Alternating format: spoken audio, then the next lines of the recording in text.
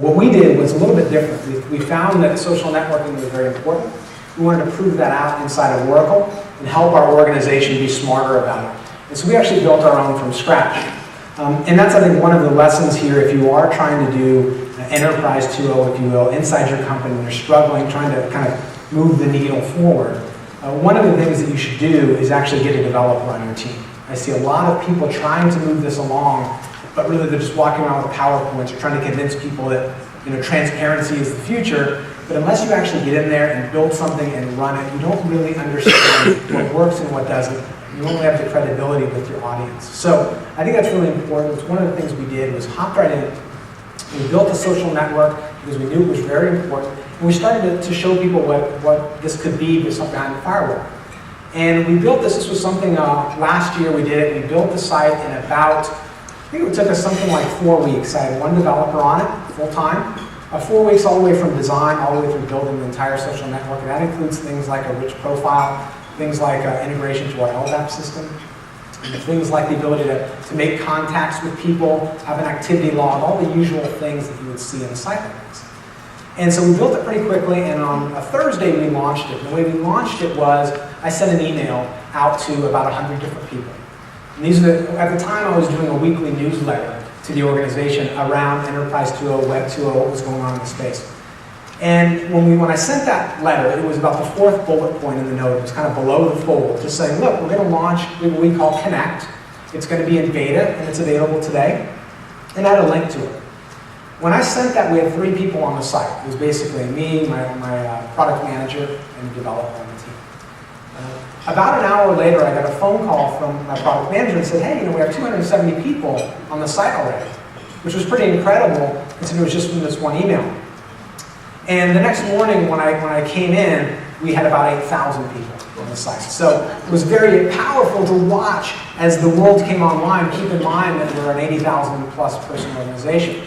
So you would see, as we went to bed, kind of all the other time zones coming on, where it was kind of moving around the globe, off to New York and India and onwards. And Russia was a heavy user in South America, and this goes on.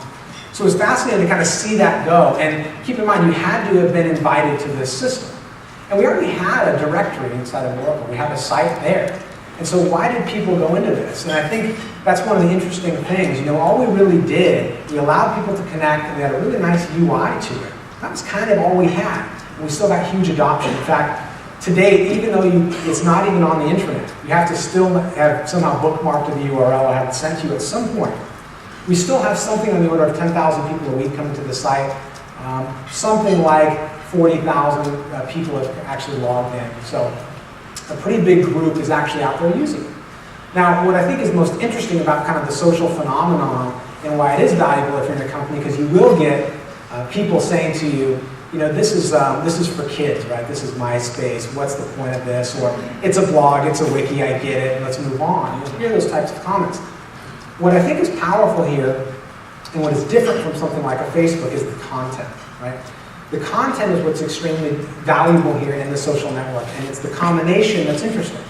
So I'll tell you what I mean. Many times when I talk to people at Oracle, they'll say, why do I need a social network when I already have my social network? It's all the people that work at Oracle, right? It's everyone that has an @Oracle email address.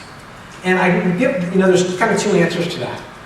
There's the short answer and the long answer. They're both no. The long answer kind of just takes longer to get through, right? But it's basically no. It's like that is not your social network. All of these people are in your world, if you will. And you have some level of trust that's a little bit closer for them. If you think about concentric circles of trust, right? If you receive an email from someone you don't know, you're not going to really pay attention. But if someone works at your company, even though you don't know them at all, you're going to probably listen to that email. You're going to at least pay attention for a second. If you get a phone call and they say, hey, I work with you, you're going to listen. And that gets even more tight as you talk about maybe your individual team or your organization or your family. It kind of moves in. And what's interesting about that, and the reason social networking even matters, it's not because you can go say what movie you like. What it's really about is that social fabric and how you apply it to information. So for an example, if you took a piece of content out there that was, let's say, a news article on Wall Street Journal, and that was essentially sent to you as spam, a link in your email. You see that article, but you don't know who sent it to you. You probably won't read it, right? You're just going to delete it or send it in your spam folder. Now take that same article and someone you work with sends it to you. your chance of reading that is dramatically higher, right? The content is the same, but it's the application of the social network on top of content that matters. So where does this fit in the enterprise? Well, it fits in the enterprise because the content we care about is dramatically different than the content on the social networks. Again, I don't care about your movie reviews. What I care about are PowerPoint presentations. What I care about perhaps are budgets. All of these types of documents and information and content. So if you can now, through a social system, overlay that information on perhaps the content repositories you have in your organization today. Everyone has a file store, or even email, which people are starting to think about now differently. When you can do that, you can say, well, you know what I'm looking for? I'm looking for a PowerPoint presentation on this given topic done in the last 6 months, rated more than 4 stars by someone in my group, or on my team, or in my network. Well, now you have something that's dramatically more powerful. So we didn't view it as, hey, let's go do this thing because it's fun and we want to bring people together and have them hang out, although that's important and a key part. We did it because we believe fundamentally that there is a power in that social network being applied to information. And that was really what we did. And so we've seen a huge adoption as we start driving this model forward, which has been very interesting to watch. And we've also seen more on an anecdotal level. I've had people, there was a woman who started with Oracle, this was a few months ago now, and she had come from MIT.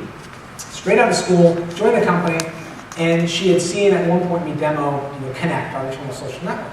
And she called me afterwards and said, this was the first time in 3 months here that I actually felt at home. I felt like I understood what was going on.